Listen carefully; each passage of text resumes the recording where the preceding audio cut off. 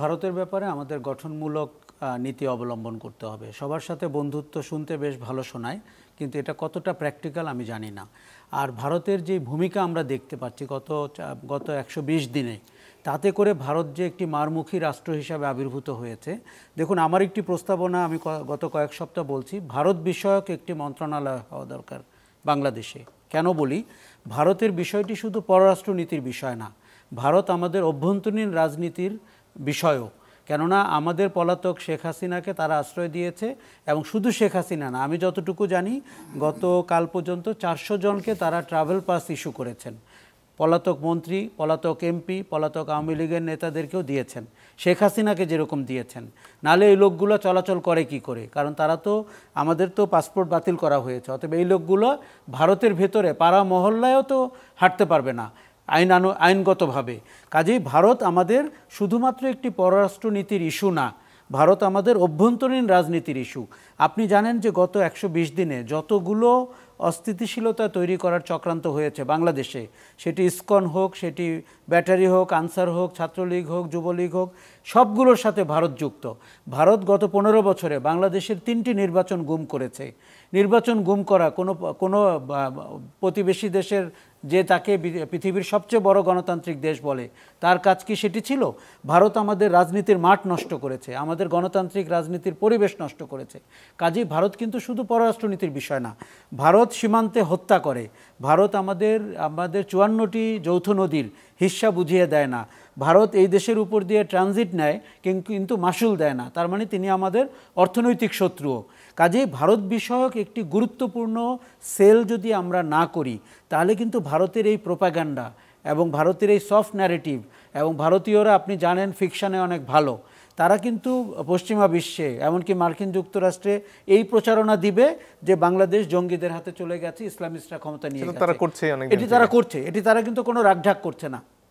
দেখুন, তারা আমাদের মুক্তিযুদ্ধের দাবিদার হয়ে উঠেছে, তারা পাক ভারত ইন্দো পাক যুদ্ধ বলে, এবং তাদের সমস্ত ইতিহাসে কিন্তু এটাকে বাংলাদেশের যুদ্ধ বলা হয় না, বাংলাদেশ ওয়ার নাই, ওটি হচ্ছে ভারতের একমাত্র বিজয়ের গল্প পাকিস্তানের বিরুদ্ধে। কিন্তু তারা বাংলাদেশের নামটা মুছে দিয়ে সেটি করছে। গত সরকার তার কোনো প্রতিবাদ করেনি।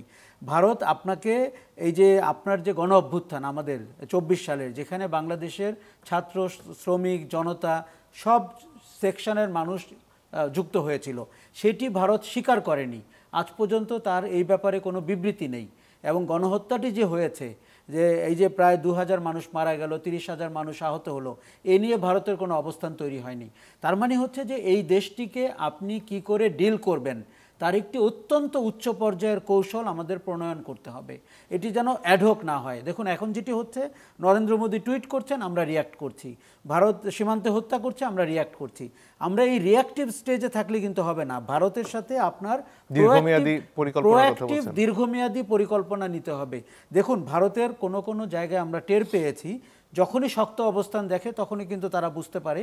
পররাষ্ট্র সচিব ঢাকা ঘুরে গিয়ে ওখানকার সংসদীয় কমিটিতে যে বিবৃতি দিয়েছেন, যে ব্রিফিং করেছেন, সেটি কিন্তু গঠনমূলক ছিল।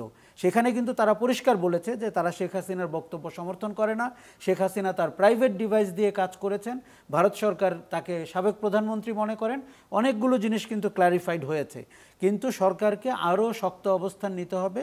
এই যে নরেন্দ্র মোদীর টুইট, এটির প্রতিবাদ করতে হবে, এবং বাংলাদেশের মুক্তিযুদ্ধ নিয়ে প্রোপাগান্ডা করার অপরাধে ভারতকে জাতিসংঘের কাছে আমাদেরকে অভিযোগ জানাতে হবে। দেখুন, এই কাজগুলো করতেই হবে। ভারতের সাথে সহ অবস্থান কিন্তু পৃথিবীর একটি বিস্ময়কর ঘটনা।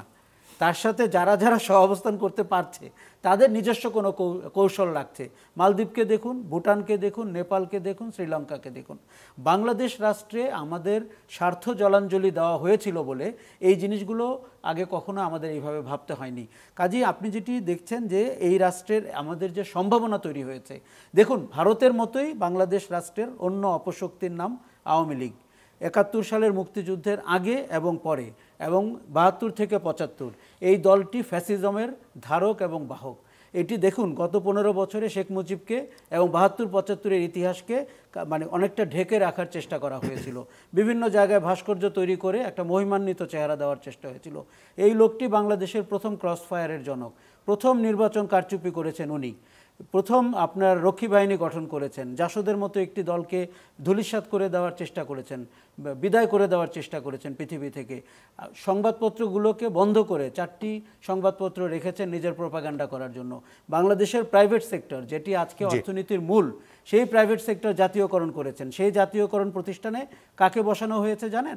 লাল বাহিনীর লোককে। লাল বাহিনী হচ্ছে তার শ্রমিক লীগের লোক। হ্যাঁ, কাজী আপনি দেখেন যে বাংলাদেশের যে সম্ভাবনা 71 সালে তৈরি হয়েছে সেটি আওয়ামী লীগ নষ্ট করেছে। তারপরে আমরা যতটুকু মানে খুঁড়িয়ে খুঁড়িয়ে এগিয়েছি সেটি গত 16 বছরে নষ্ট করেছে। এবং আমি নিশ্চিতভাবে বলতে চাই 2008 সালের ইলেকশনে যে কারচুপি হয়েছে সেটির জন্য আমাদের কিন্তু শ্বেতপত্র বের করতে হবে। কোথাও কোথাও 120% ভোট পড়েছে। দেখুন ওই সময় আমরা, সালাম ভাই যেমনটি বলছিলেন, আমাদের তো একটা প্রতিবাদ না করার অভ্যাস দাঁড়িয়ে গিয়েছিল। সেটি মেজর জলিলের উপাধি পাওয়া না থেকে শুরু হয়েছে। আমরা কিন্তু 16 বছরেও প্রতিবাদ করছিলাম না, একটা বোবা সোসাইটির মতো হয়ে গেছিলাম। এবং আপনাকে বিদায় করতে হবে এই যে ঢাকা বিশ্ববিদ্যালয় শিক্ষক সমিতি, জাহাঙ্গীরনগর বিশ্ববিদ্যালয় শিক্ষক সমিতি, এদের কার্যক্রম বন্ধ করে দিতে হবে। কেননা তারা ফ্যাসিজমের প্রোপাগান্ডার ধারক বাহক।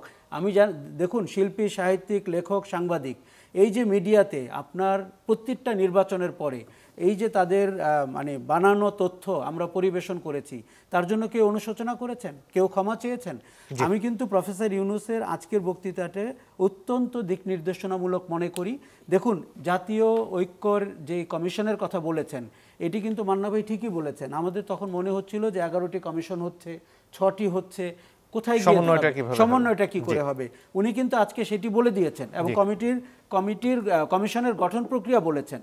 নির্বাচনের ব্যাপারে বলি, আমি কিন্তু মনে করি যে শর্টেস্ট পসিবল টাইমে উনি নির্বাচনের রূপরেখা প্রণয়ন করার কথা বলেছেন এবং এটিও বলেছেন 6 মাসের এদিক ওদিক হতে পারে, ডিপেন্ডিং অন যে আমরা কি লেভেলের সংস্কার চাই। কাজেই এই সম্ভাবনা আমাদের কোনো অনৈক্যের কারণে এবং কোনো গাফিলতির কারণে যেন বিনষ্ট না হতে পারে। ধন্যবাদ।